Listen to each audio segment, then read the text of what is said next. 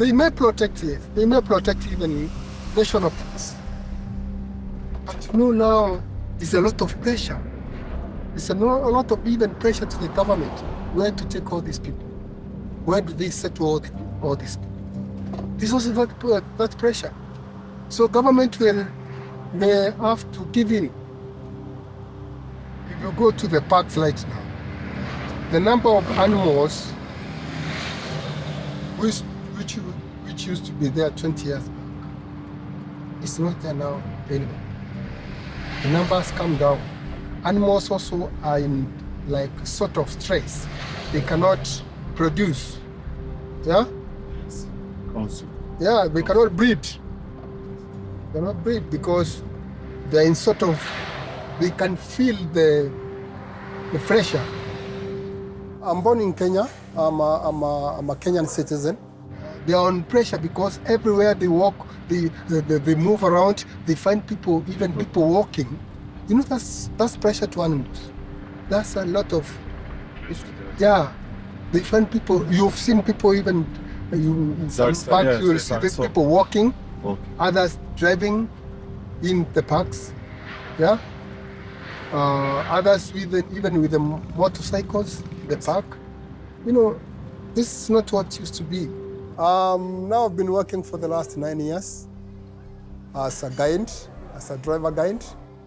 Yeah, going and visiting most of the parks in Kenya. So this definitely will affect animals, and it will affect animals in a way that they will not breed. If we cannot breed, then every day we are losing animals.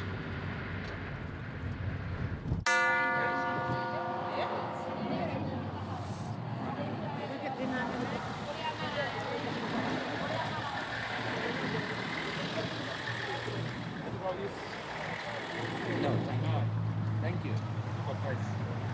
Thank you.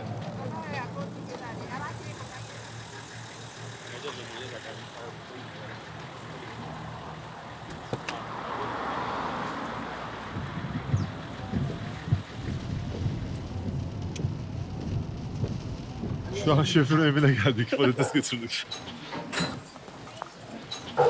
Yeah, you're welcome. I just come with you. Okay. Oh, it's heavy. It's heavy for you, eh? Okay, okay. No, it's okay? It's okay.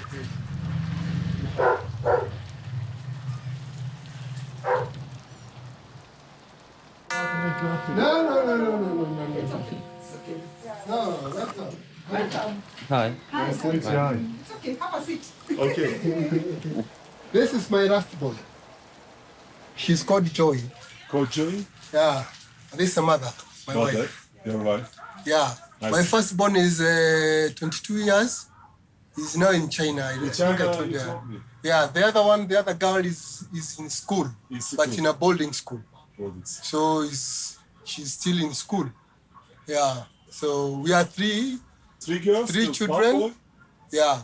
2 boys, 2 girls, and 1 boy. 1 boy. Yeah. Now Great. plus the mother and me. But me, I don't usually come here. Because of your driver? Yeah, you always moving, always on a safari. It's good for you. Yeah.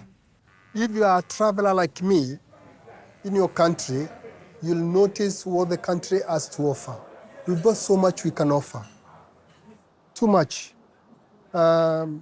Both in agriculture, both in tourism, so many sectors. So we are doing well, and I'm happy to be in this country. And I don't foresee myself thinking of anything else apart from Kenya.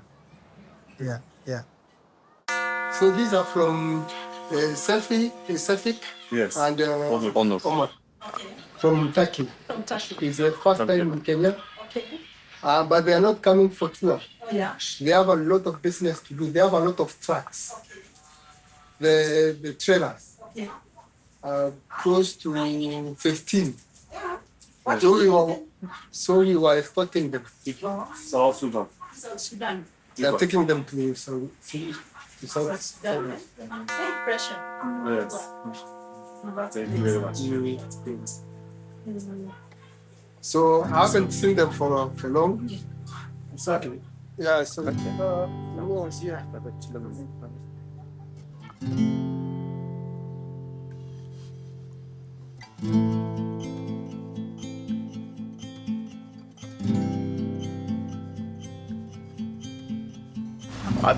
Kademe kademe genişleyen bir hak sistemi var. Bu insanlar arası ilişkilerden öte bir de doğa içindeki insanın da bir takım hakları tanımlanmış durumda tabii. İnsanın insanca yaşayabileceği bir ortamın yaratılması diyebiliriz. Bunlardan biri olmadığı takdirde insan olarak yaşama şartları ortadan kalkıyor. Dünyada şu anda önemli sayıda insan temiz suya ulaşımı yok. En önemli sorunlardan biri. Buradaki olay şu, Kızılaç'ın Güney Sudan'ın başkenti Juba'ya su arıtma ekipmanları taşımasını organize ediyoruz. Nehir suyundan gelen suyu alarak tamamen içme suyu haline getirilecek ve oradaki insanların kullanımına açılacak. Kızıl Haç bize green light verdi. Size %100 güveniyoruz. Tamam, bu iş sizindir. Artık lütfen başlayın.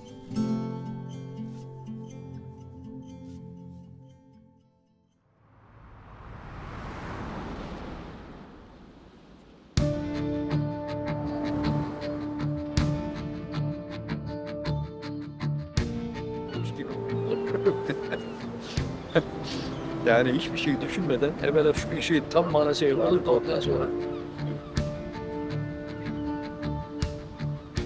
Tabii bütün bu ölçüleri biz beraber aldık, ettik falan filan ama bütün işi idare eden Şefik Bey. Vay be, ne iş ya. Hey. Lojistik anlamda planlamayı 4 ay sürdü. Maliyeti en düşük olan yol Mısır. İskenderiye veyahut da Port Said. O ne demek? İskenderiye'den veyahut da Port Said işte orası İskenderiye. Aşağı yukarı 4086 kilometre işte nehir, bu Nil Nehri boyunca ta şeye kadar, Juba'ya kadar. Şöyle. Böyle düşünmüştük. İskenderiye'deki acentemizle görüştük. Yaparız dediler. Lakin çok riskli olur. Nereden doğuyor risk? Sınırdan dolayı. Sınır derken yani Kuzey ile Güney Sudan arasındaki olan sınır. Ama malzeme sınırda kalabilir.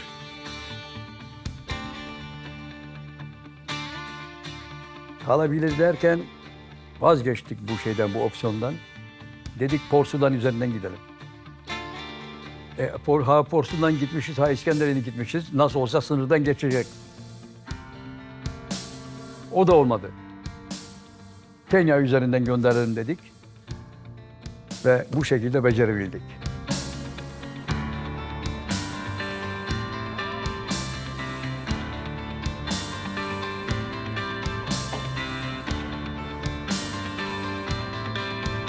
Bugün akşama kadar sevkiyatımız devam edecek. Yarın itibariyle de gümrükleme işlemleri tamamlanacak. Kısmetse de ayın 15 ya da 16'sında ilk gemiyle yüklemeyi çıkaracağız.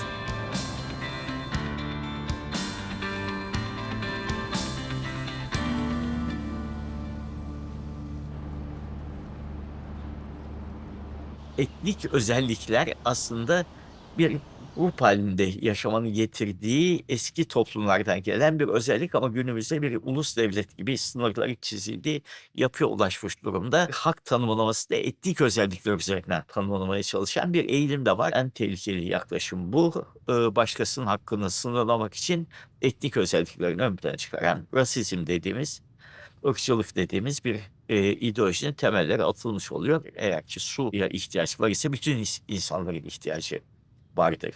Sadece benim kendi etnik grubumun ihtiyacı vardır diye bir şey olmaz yani. Öncelikle benim olsun, benim etnik grubum, benim şeyim olmaz yani. İnsanlık üzerine kurulu bir toplumda yaşıyoruz. Şu an yükleme aşamasına geçtik. Bu arkada görmüş olduğun konteynerler normalde standart dışı tabir edilen taşmalı ekipmanlardan oluşuyor. Güvenli bir lojistik servis sağlamak için bu problemi çözmek zorundaydık ve çözdük. Liman ekipmanlarıyla beraber çok rahat bir şekilde taşmalı yükleri standart bir konteyner yükler gibi geminin üzerine yükleyebilecek pozisyonda.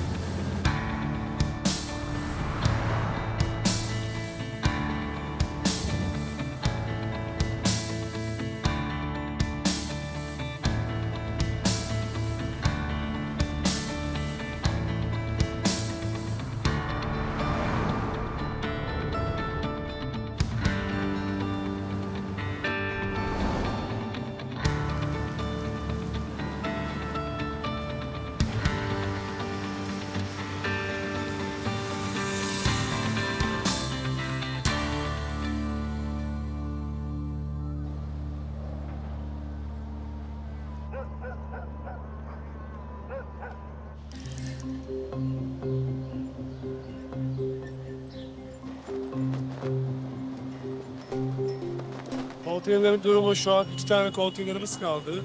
Limanda işlemleri devam ediyor. Tam 15 tane var ekipmanımız. Bir 20 dakika sonra Ken Freight'in ofisinde olacağız. Kendilerinden güncel birliktemeyle ilgili bilgi alacağız.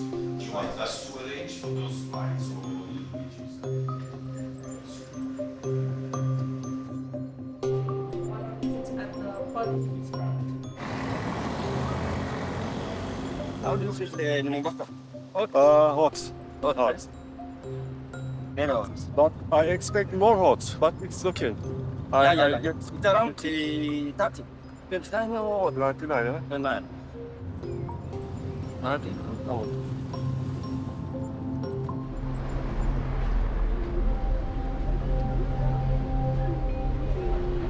How old are you? I'm 39. 3, 9. 3 or 2? 3. I'm just having 2. Okay, Islander boy. 12 Okay. years and 11 years. Okay. And your age is 39? That's 9. 39. So that is, I have to be with them because I lost my wife 4 years ago. So I have to support them first. I'm sorry for that. It's okay. God is the one who is arranging. We are not arranging. And whatever happened to me, it's a good plan. So I have to fight and go on with life. And every time to support my children. You know, if I'll be far, every time, whenever thing happened, they say, oh, what is going on? Why are we alone? We are So, like every yeah. So Okay. every time I have to be there for them, to support them. I know it's difficult for them, but if every time I'm there with them, they'll be happy. Bir takım ilişkilerimiz var. İşte aile dediğimiz, işte anne baba, çocuk, çocuğa anne şefkati işte gibi bir de ama bunun ötesinde bir toplum olarak da bu iyilik durumuna üzerine düşünmek gerekiyor. Çünkü her insan belirli bir dönemde başka bir insana ihtiyacı var. Tek başına iyi olmanız mümkün değil çünkü. Günümüzde bunu parayla satın alıyor bir kısmı eğer imkanı varsa ama bu yine de bir ikili ilişki, insan ilişkisine indirdiği takdirde siz ne kadar bakıcı tutsanız da o bakıcıyla aranızdaki bir ilişki kurmak durumundasınız. Samimi olarak herkes hissetti ki yani kendimizi fiziki olarak kendimizi unutarak bu işe atıldık. Anlatabiliyor muyum? Çok önemli bir şey. Çünkü bir nevi yardım da etmiş oluyorsunuz oradaki insanlara. O açıdan memnunuz yani. Bu parasal ilişkilerle öte bir insani bir ilişki. Bu anlamda da iyilik durumu böyle bir şey. Yani diğer insanlara bağlı olan bir şey. Tek başınıza tespit ettiğiniz bir şey değil. Yeah, so that's his life. Right. Yeah. There's a gap. So both of us, we have to feel it that somebody is missing.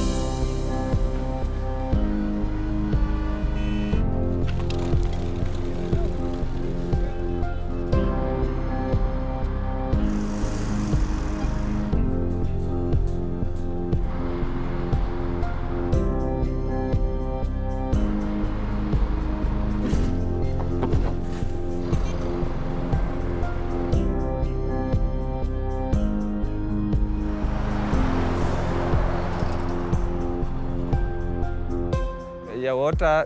We know here we don't have water when the rain here. You go to carry water from far. From here you go 3 kilometers from here up to the every day. No, yeah, every day. But we carry with the donkey.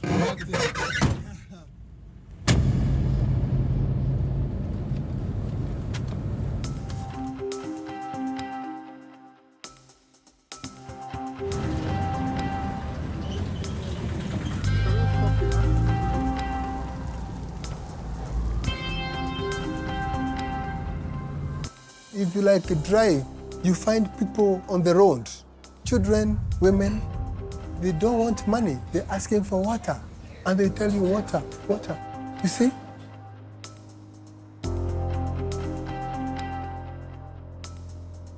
And you can imagine how you feel when you feel thirsty. Yeah? You can imagine.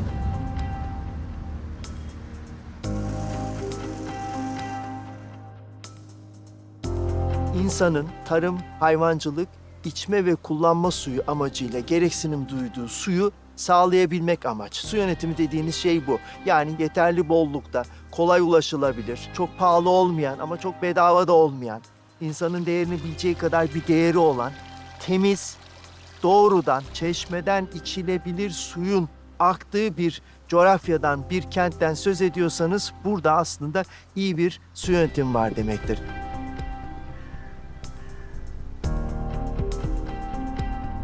Clean water, this one now depends with the area you're coming from. You find like the area I come from, we are just so close to the mountain, Mount Kenya. So we've got springs coming all the way, very clean water, ready to drink. Now go to the northern side of the country, no water at all. Evet, son yıllarda kuraklık artıyor Afrika'da. Ama bu Avustralya'nın içinde yaşanmıyor. Yani Afrika'da ortaya çıkıyor. Sistemi kurulmamış. Yani bir sistem kurulsa suya ulaşmak mümkün. Su yönetimi burada başlıyor. Yani ya bir göletten ya akarsudan ya da bir barajda önce suyun toplanması gerekiyor. Toplanan suyun süreçlerden geçirip yani bir çeşit çeşmeden temiz su akabilecek kadar arıtma işlemlerinden geçirip temiz su haline gelmesi gerekiyor. Sonra bunu dağıtım, iletim hatlarıyla konutlara, evlere, iş yerlerine ulaştırılması gerekiyor. Burada su kullanıcı tarafından kullanıyor ve bir atık su ortaya çıkıyor.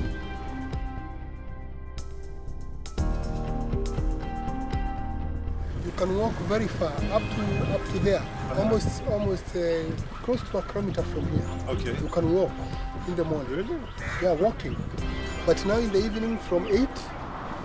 Çok disiplinli, demokratik, çok katılımcı bir su yönetim sistemine ihtiyaç var. Yani sistem sadece yerel yönetimler ve kamunun sürdürülebileceği bir sistem olmak durumunda değil. Sivil toplum kuruluşlarının içinde bulunduğu yani su birliklerinin, tarım birliklerinin, odaların, yerel yönetimlerin hatta yurttaşların bile doğrudan katkı verebileceği bir su yönetim sistemi olmak zorunda. Bu olursa alınan kararlar çok daha kalıcı olur ve sistem çok daha uzun süreli sürdürülebilir bir sistem haline gelir. Bir sivil toplumcu olarak söyleyeyim, dışarıdan yardımla herhangi bir yere yani yemek yollayarak ya da işte ilaç yollayarak yardım edebilme şansınızın ya da bunu yaptığınızda ne kadar insana yardım ettiğiniz büyük bir muamma.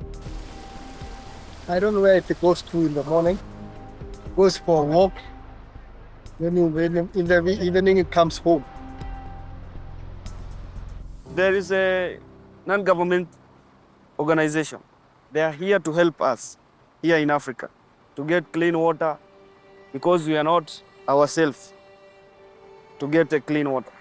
Afrika kırsalında bir Birleşmiş Milletler Kuruluşu ya da Türkiye'den bir sosyal yardım kuruluşu oraya gittiği zaman tıpkı bunu yapıyor. Yani küçük bir su yönetimi. Önce bir su kaynağı buluyor. Sonra bu suyu dağıtım iletim hatlarıyla bir yere getiriyor. Sonra bu suyu içilebilecek temiz su haline getiriyor. Sonra bunun şebekesini dağıtıyor. Ama bir yandan da başta kadın ve yerel işte muhtarlar, kadın, yerli toplulukların liderlerinin de karar verme sürecinde olduğu bir sistem kurmaya çalışıyorlar. Neden bunu yapıyorlar? Sürekli olsun diye, sürdürülebilir olsun diye. Bu sistemi kurduktan sonra oradan çekildiğinde sistem kendini sürdürebilsin diye. kültürün aslında temelinde kendi kendine var olan bir yapıdır kültür aslında. Kendi kendine yaşayan ve var olan bir şey. Şimdi orada yok olan bir kültürden bahsediyoruz. Yok edilmiş ve dışarıdan bağımlı, dışarıya bağımlı bir şekilde düzeltilmeye çalışılıyor. Bu belirli bir süre ancak işe yarar. Ondan sonra insanlar tekrar orada kendi başlarına kalacaklar demektir. Başta Afrika'da olmak üzere bu tür etkinliklerde, yardımlarda, projelerde o yüzden aynı zamanda o yöreye özgü ve o konuya özgü sivil toplum kuruluşlarının kurulmasına bu açıdan çok önem veriliyor. Daha çok orada altyapı ve insanları eğitmek ve insanların kendi topraklarına sahip çıkabileceği mesleki, ekonomik, kültürel altyapıları oluşturmak gerekiyor. Görüşmeler yapacak. İşlemler tamamlandı ama daha henüz net bir video yok. İkinci konvoy çekiş saati bekliyor. Bilgi de biliyoruz hala ama. Yapamaz etmiyor.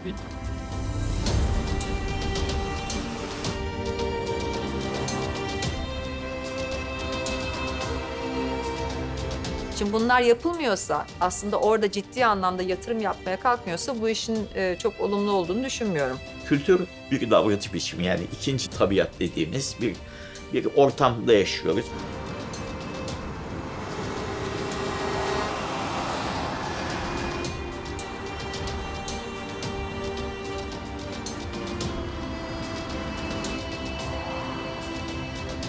UNESCO diyoruz, Birleşmiş Milletler, İKROM diyoruz, bilmem ne diyoruz. Bunları oluşturuyoruz ama bunların yapacağı şey yapılan yanlışların bir kısmını düzeltmekle geçiyor. O da köklü olmuyor.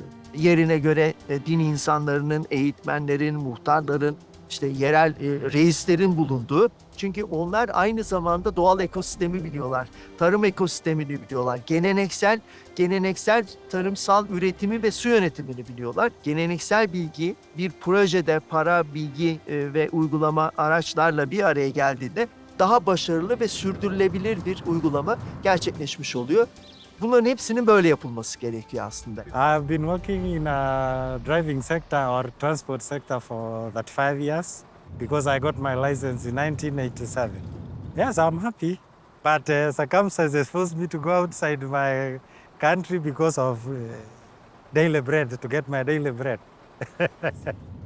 Yeah, it is difficult. You have to be patient and you should know yourself. This is my first time now going to Jubaya. I'm not afraid because I have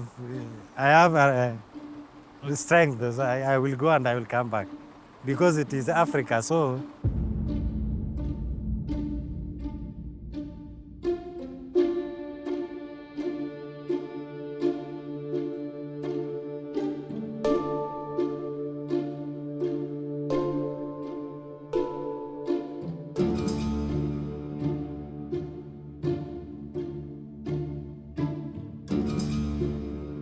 Paylaşım üzerine kurulu bir savaş var orada çünkü. Bu çatışmaların temelinde yatan yoksulluk, yani ulaşamamak. Ben eğer bir grup olarak kendi etnik grubumla silahlanırsam, ben yönetmeliysem ben ele geçiriyorum bunu diyor. Kendi çabasıyla bir şeye ulaşma mücadelesi. Afrika yıllardır sömürgeleştirilmiş, işte insanları köleleştirilmiş. Bütün çok zengin bir ülke olmasına rağmen bütün kaynaklarına işte büyük tekellerin el koyduğu ve bu tekellerin devletlerden daha büyük tekellerin olduğu bir dünyada yaşıyoruz ve bunlar belirliyor aslında süreci. Hasta edilmiş bir toplumdan bahsediyoruz. Dolayısıyla hasta edilmiş bir toplumun tüm kan damarları kesilmişse nasıl ayağa kalkabilir? Tabii ki o hale geldikten sonra yardıma muhtaç hale gelir. Dolayısıyla bu da dünyadaki siyaseti yönlendirebilecek büyüklükteki sivil toplum örgütlerinin yarattığı bir algı meselesi haline geliyor. Benim en fazla sorguladığım şey o noktaya nasıl geldiği, o sürecin nasıl olduğu. Bir yerde savaş çıktığında, Somali'de olduğu gibi, Sudan'da olduğu gibi, zaten halkın %80'inin içme suyuna ulaşamadığı ülkelerde savaş su sorununu katlanmaz, karmaşık hale getiriyor ve insanlar çok açıkçası hem aç kalıyor hem susuz kalıyor. Savaşlar çıktığında göç başlıyor. Araları iyi olmayan topluluklar bu hareketler sırasında karşı karşıya geliyor. Hatta katliamlar oluyor. Kolay bir şey değil insan bulunduğu, yaşadığı, alıştığı bölgeyi terk etmesi. Yok etmenin aslında insanlığa ve doğaya ya da dünyaya nasıl bir tahribat yaptığını fark edince devletler bir araya gelip aslında birlikte barışı var etmeye çalıştılar. Dolayısıyla örgütlendiler. Birleşmiş Milletler'in kurulma sebebi de zaten 1945'lerde İkinci Dünya Savaşı'ndan sonra yaşananlardı. Bir şey yok etmek de aynı zamanda onu var etmek. It is my job and I must work, I must go. If I was a soldier, I could go there. Because I'm a driver, I have to go to so many countries. I'm not afraid, yeah. Transportation has so many challenges. There is so many challenges. You see now some people, you cannot stay for long in this road. If you go jogging, you might end up, you just die like a dog.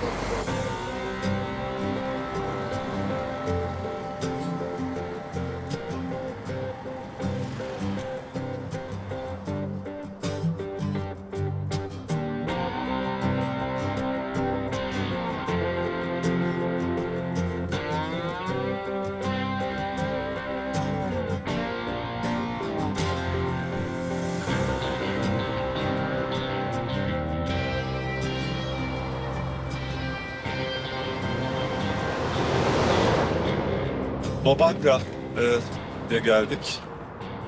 Az önce konvoyu yanından ayrıldık. Trafik açılmasını bekliyorlar. Adana'ya doğru yola çıkacaklar. Karda sınırına konvoya girecekler. Sınırında şu an trafik olumlu. İşlemleri istikametle şu an kimse bilmiyor, biz de bilmiyoruz. Şoförler bilmiyor. Kalabileceğimiz ben gidiyorum. Bir otel. İnşallah bunları gitsek biz de bu gece konaklayacağız.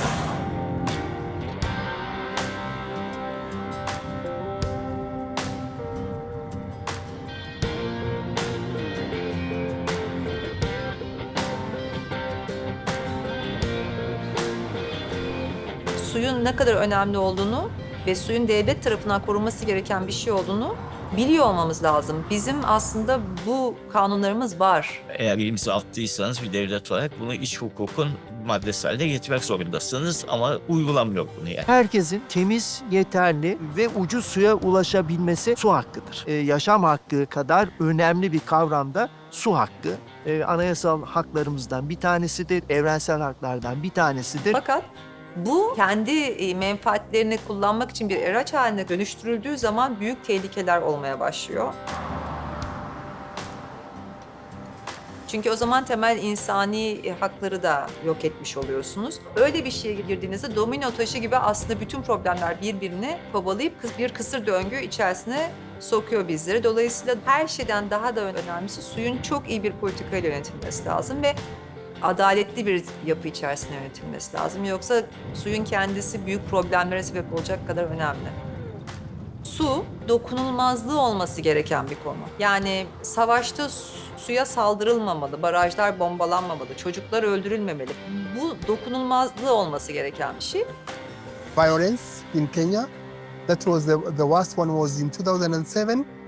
I was working for the NGO.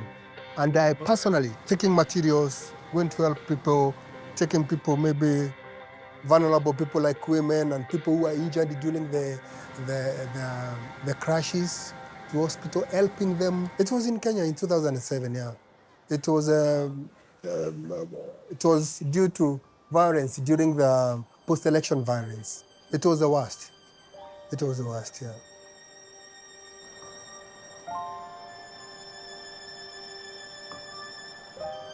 You know, most of the times, the way we are moving to these countries, most of the times is people are fighting for power. Power brings all these problems. You know, here in Africa, about war is tribalism. Mostly it's tribalism.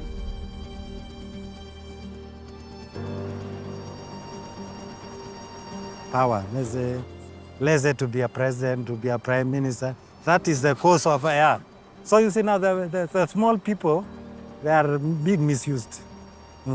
Power is a problem in these countries. We have the spear, knives, and we have the old man like him and him. If the boys like him, they are come to sit down under the tree, and then we talk with them, no fighting again. Oh, no, Masai don't now, some years ago, but now, no. If the country is safe, or there is no something like war, so many investors will come, they will help us, we will get whatever we need, and we support each other. Peace will be there, and people will be safe, and people will be working safely and invite friends and investors to help them. Yeah. Siz sağlıklı bir ortamda güzel şeyler düşünebilirsiniz. İyi bir şair böyle bir yerde yazabilir.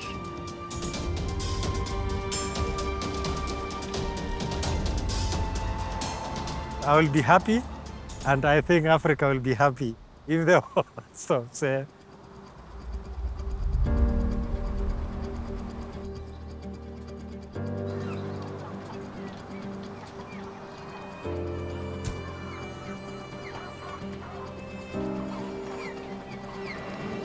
Şu anda sınıra 8 ila 10 kilometre mesafedeyiz. Konvoyumuz gümrük kuyruğuna girdi. Gümrükleme işlemleri bittikten sonrasında diğer trans işlemler Uganda'ya gidecekler ve yolculuğuna devam edecek araçlarımız.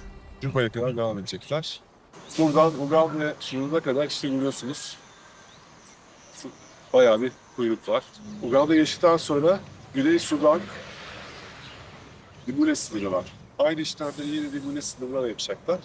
Sonra Cuma'ya devam edecekler araçlarımız. The journey was nice, but apart from so small challenges, tired, but the journey was okay. Yeah, we are lucky. We wake up in the morning. We woke up at 3. maybe the side of Sudan, but this side there was no challenges. Maybe if I don't know that side of Sudan, because it's my first time. Yes, we're there.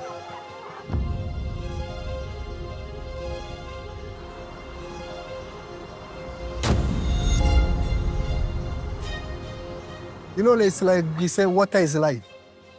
We don't say money is life, we don't say whatever, but water is life. İnsan ertesi gün susuz kalacağını düşünmüyor. O günü düşünüyor. Koruma kullanma dengesi mutlaka insandan, çevreden, ekosistemden, börtü böcekten yana olmak durumunda.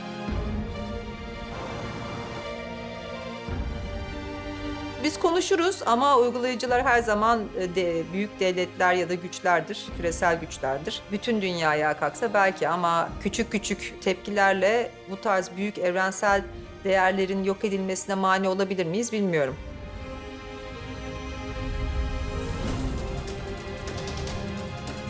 İnsan özünde iyi çünkü beraber yaşamak zorunda. Başka bir çözüm yok ki. Onun için beraber yaşamak zorunda. We cannot love another, we cannot be together. We have to share. Ben odaklı ve ben ve çevrem odaklı bir yaklaşım her zaman için ortaya çıkabiliyor. Bunu aşmak gerekiyor. Bu bencilliği aşmak gerekiyor. Çünkü insan şer ve hayırı bir arada tutan bir varlık. Hem iyi hem kötüyü bir arada. Hem karanlığı hem ışığı tutuyor.